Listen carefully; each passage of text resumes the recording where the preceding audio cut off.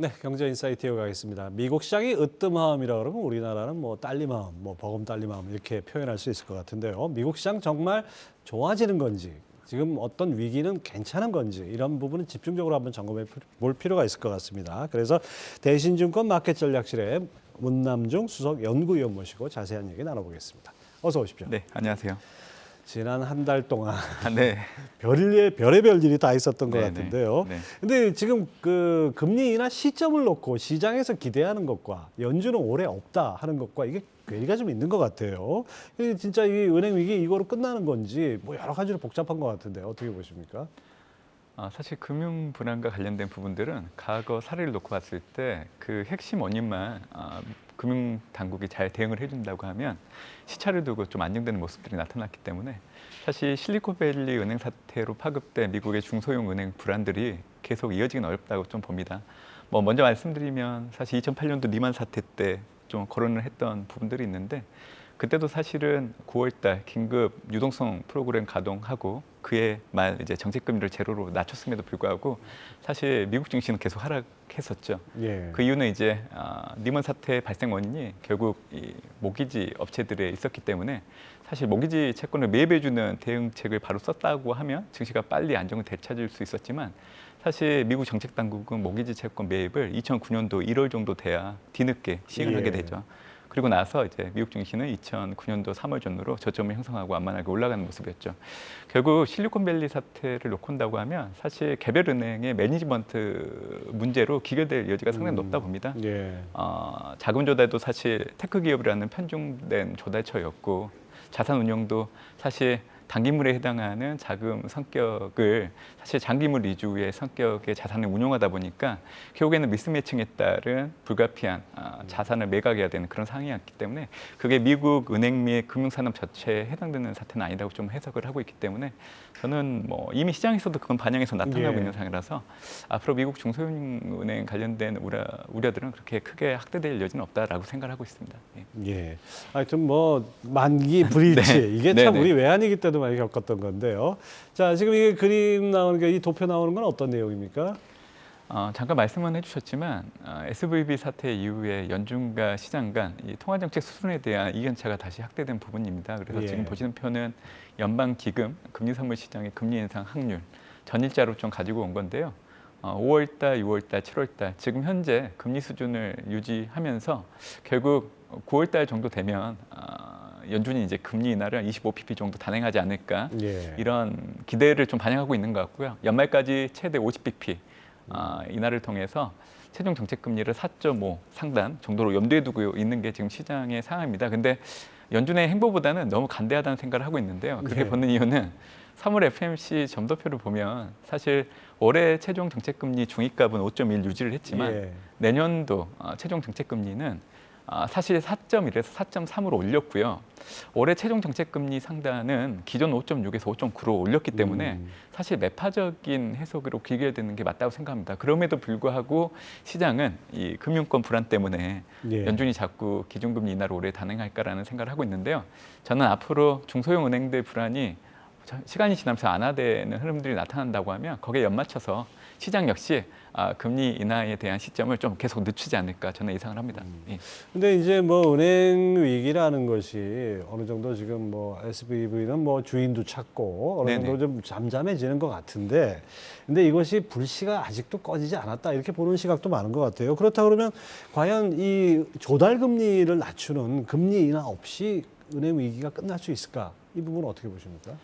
사실 시장금리와 정책금리는 좀 구분을 해야 된다 생각을 합니다. 그리고 올해는 이제 연준을 비롯한 주요 중앙은행들이 금리 인상을 중단하는 어떻게 보면 이제 마지막 사이클 구간에 진입해 있는 상황이기 때문에 정책금리는 계속 올리더라도 사실 시장금리는 한 분기 앞서서 고점을 형성하고 하락하는 모습들이 나타날 수밖에 없어요. 네. 이 부분은 지난해 말 올해 연초 정책금리와 시장금리 추이를 보면 확인할 수 있었던 부분이고요.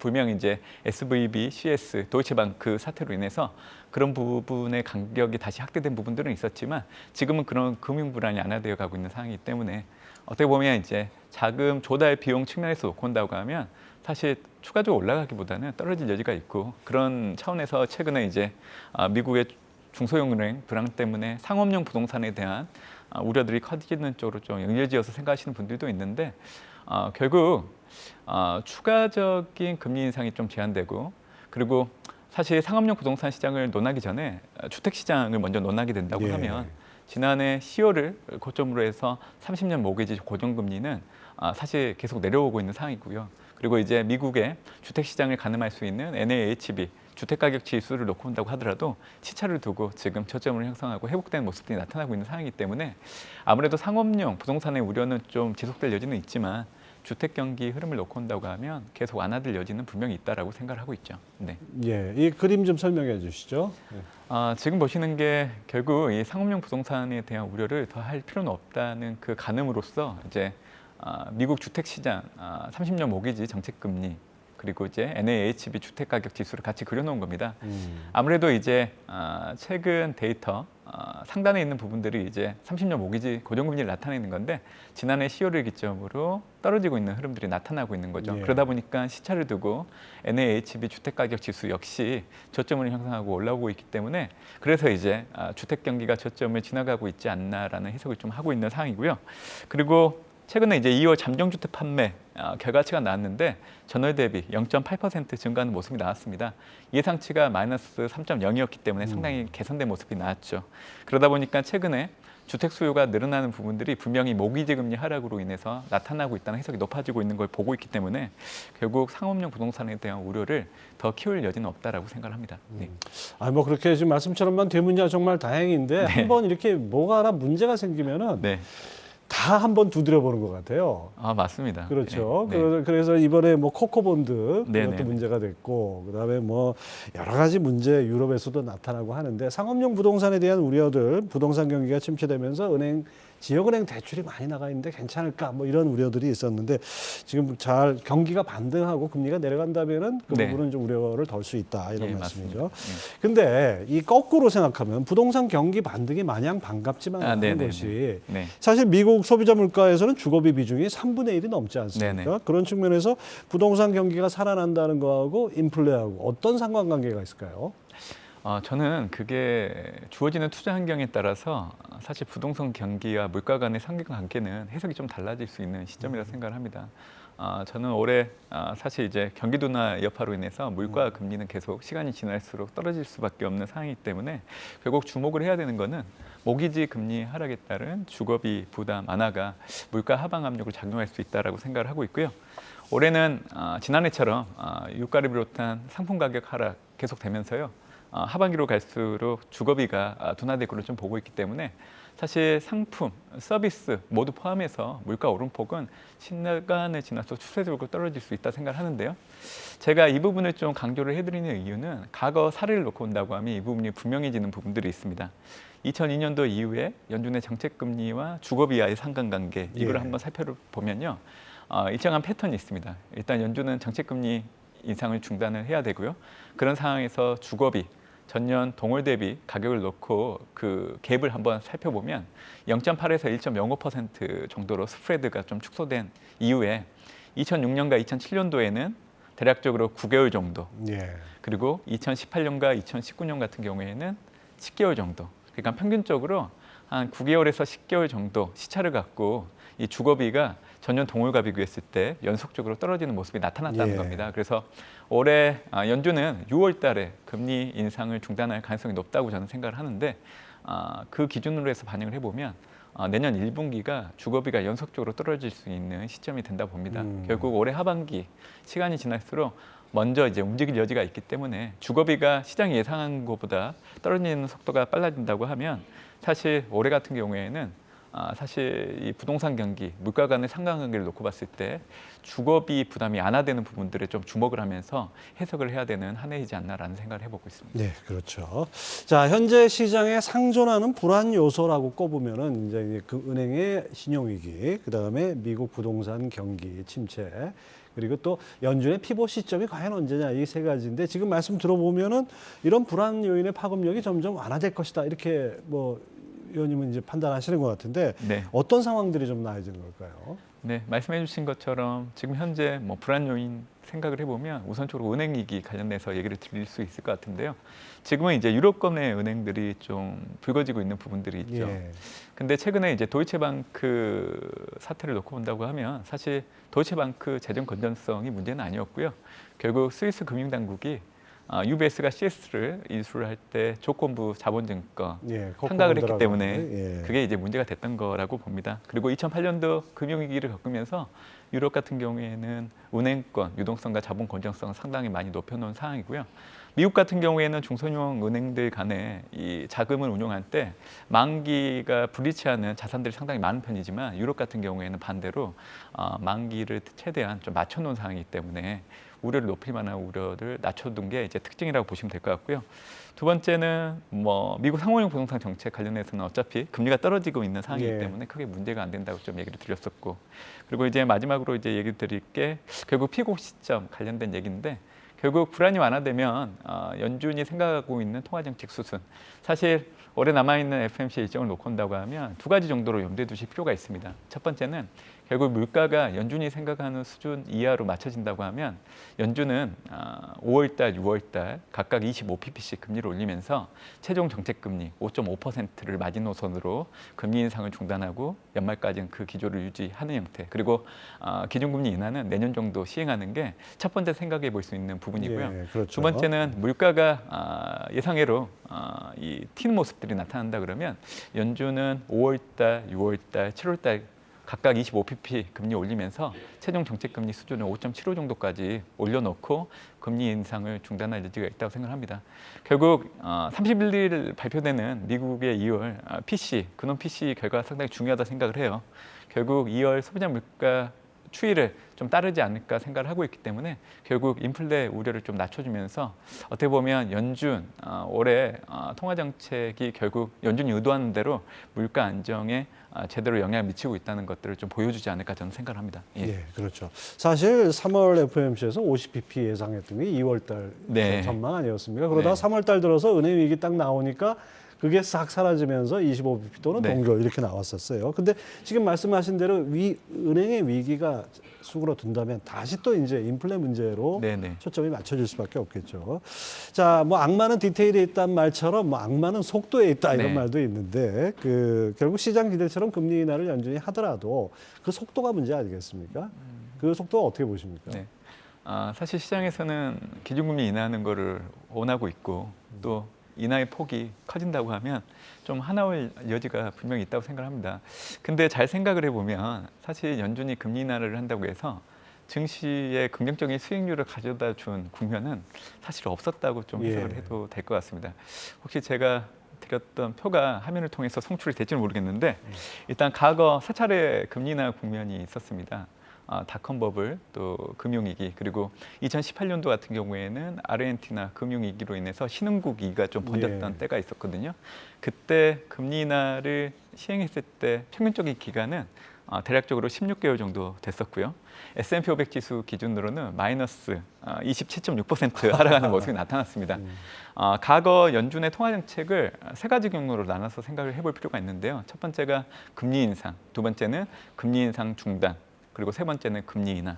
근데 보통 미국 증시는 금리 인상을 단행하는 구간에서 수익률이 상당히 잘 나왔습니다. 평균적으로 S&P 500 지수 기준으로 12.5% 정도 올렸었죠. 올릴 때 괜찮아요. 예, 왜냐하면 이제 과거에는 금리를 올리는 바탕이 미국 경기에 대한 자신감이 있기 때문에 금리를 올린다는 해석이 그렇죠. 있었기 때문에.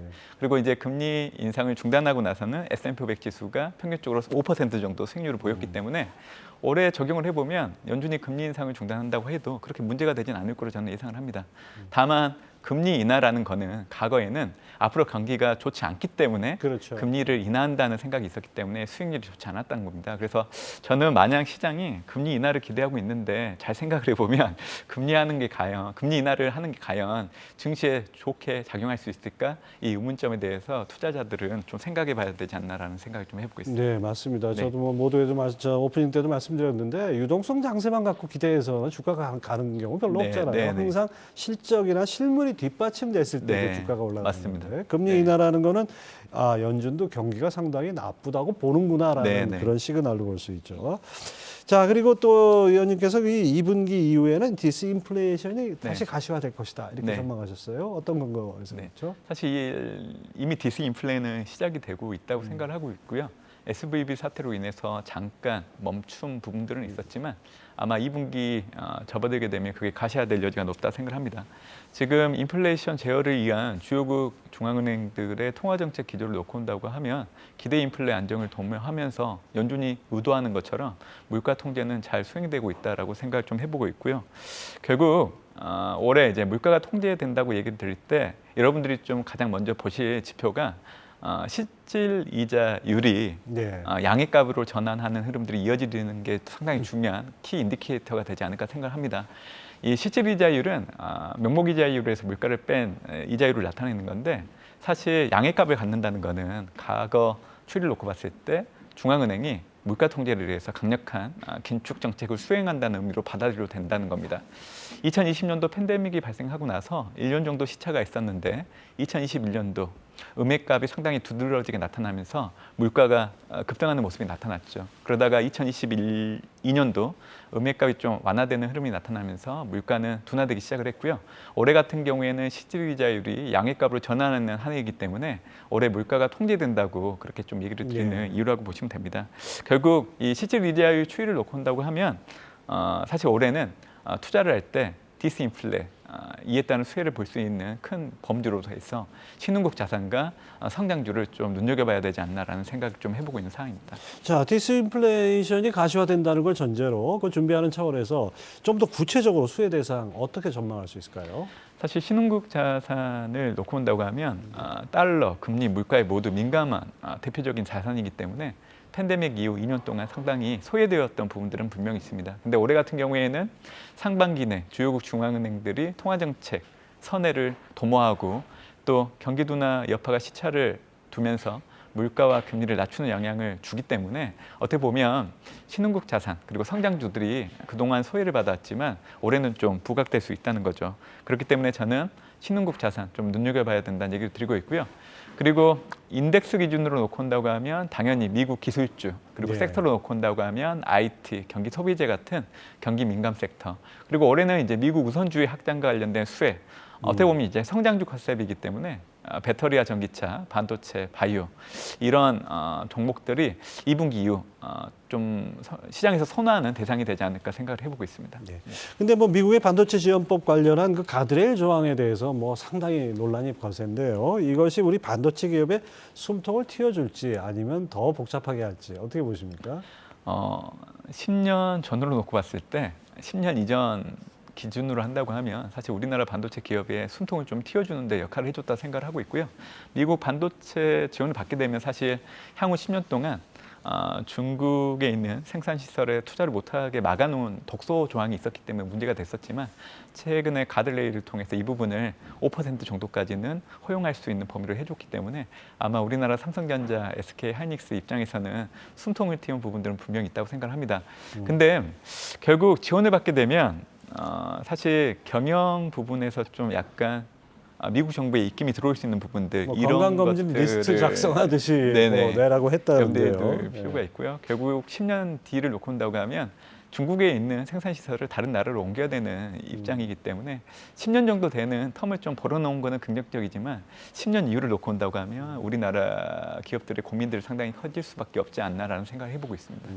이 미국 우선주의가 이게 간단한 문제가 아닌 것 같습니다. 이게 그냥 단순히 뭐 무슨 뭐 선거 앞두고 뭐 이건 내놓는 것이 아니고 이건 아예 미국 조야 그러니까 여야 구분 없이 아예 맞습니다. 정책 기조로 굳어진 거라고 네. 봐야겠죠. 네네. 앞으로 다음에 바이든 다음에 어떤 대통령이 들어오든지 간에 이 기조는 그대로 간다고 봐야겠죠. 네, 2018년도 트럼프 행정부 접어들면서 미국 우선주의가 사실은 하두로 떠오르긴 했었는데 바이든 행정부 접어들면서 다른 정책들은 좀 수정을 가했지만 이 미국 우선주의 법안과 관련된 내용들은 방식의 차이만 있을 뿐이지 그 목적인 명분 자체는 크게 바뀐 게 없습니다. 네. 그래서 바이든 행정부 같은 경우에는 결국 이 미국 내 제조 생산 기반을 늘려서 일자리 창출을 목표로 하는 그 기조 자체에 대해서는 좀 바꾸지 않을 걸로 좀 보고 있기 때문에 사실 앞으로 좀 미국 우선주의 관련된 이 큰 흐름들에 대해서는 우리가 투자를 할 때 눈여겨봐야 되는 대목이지 않을까 생각을 해보고 있습니다. 네, 그렇습니다. 자, 대신증권 문남중 수석연구위원 함께했습니다. 말씀 감사합니다. 감사합니다.